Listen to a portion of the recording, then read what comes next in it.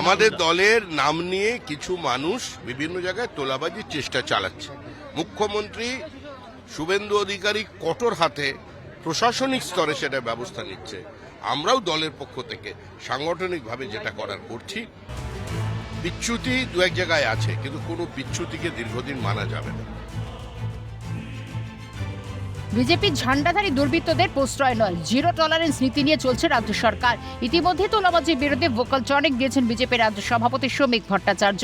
তিনি সাফ জানিয়ে দিয়েছেন কঠোর হাতে মোকাবিলার চেষ্টা চালাচ্ছেন রাজ্যের মুখ্যমন্ত্রী শুভেন্দু অধিকারী। পাশাপাশি রাজ্য সভাপতির কড়া বার্তা, কোনো বিচ্যুতিকেই দীর্ঘদিন মানা যাবে না। তবে সমালোচকদের মতে এই বীজ রোপণ হয়েছিল তৃণমূল আমলে, দীর্ঘ 15 বছরে তা মহিরুহতে পরিণত হয়েছে। তারই প্রতিফলন ঘটল দমদমের পিকে গুহ রোডে। তোলা না দেওয়ায় অমরনাথ সিং নামের এক প্রমোটারকে বেধড়ক মারধর। গত 15 দিন ধরে নাকি তোলার জন্য চাপ দিচ্ছিল চৌঠা মের পর আসা বিজেপিরা, কিন্তু তোলা দিতে অস্বীকার করার শুরু অ্যাকশন। সোমবার রাত 3 থেকে 4টে বাইকে আসে বেশ কয়েকজন, প্রমোটারদের অফিসে ঢুকে চলে ভাঙচুর, বন্দুকের বাট দিয়ে ব্যাপক মারধর, মেরে মাথা ফাটিয়ে দেওয়ার পাশাপাশি গলার চেন, আইফোন সহ দুটো মোবাইল ও ক্যাশ বাক্সে থাকা 80,000 টাকা নিয়ে চম্পট দেয় দুষ্কৃতীরা। এখানে আমাকে মেরে দিয়ে সব জিনিসপত্র নিয়ে গেছে। তো আর আমি চিনতে পারিনি, আমি সবাইকে তো চিনতে পারলাম না, একজনকে চিনতে পারলাম, একজন সাথে ঘোরে, সেও একটা দুষ্কৃতী, মানে বাজে লোক। কনস্ট্রাকশন করি আমরা, আমার থেকে টাকা চেয়েছিল 15-20 দিন আগে।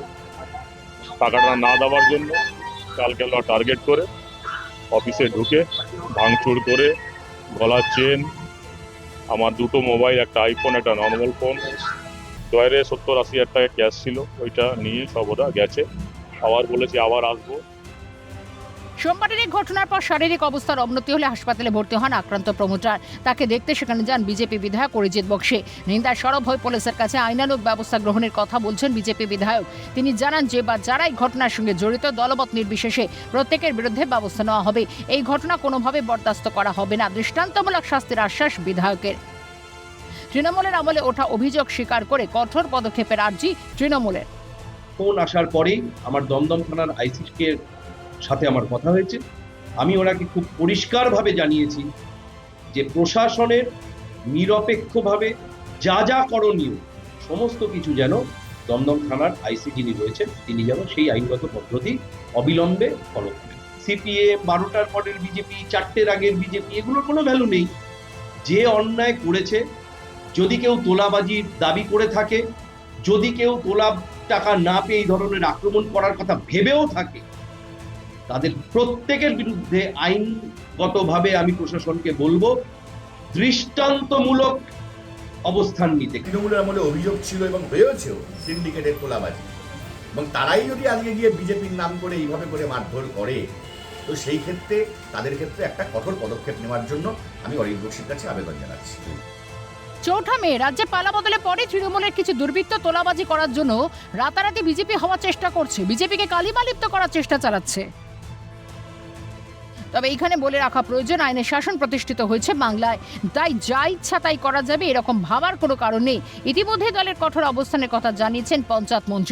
200 থেকে 250 জনকে সাসপেন্ড করা হয়েছে বলেও জানিয়েছেন দিলীপ ঘোষ।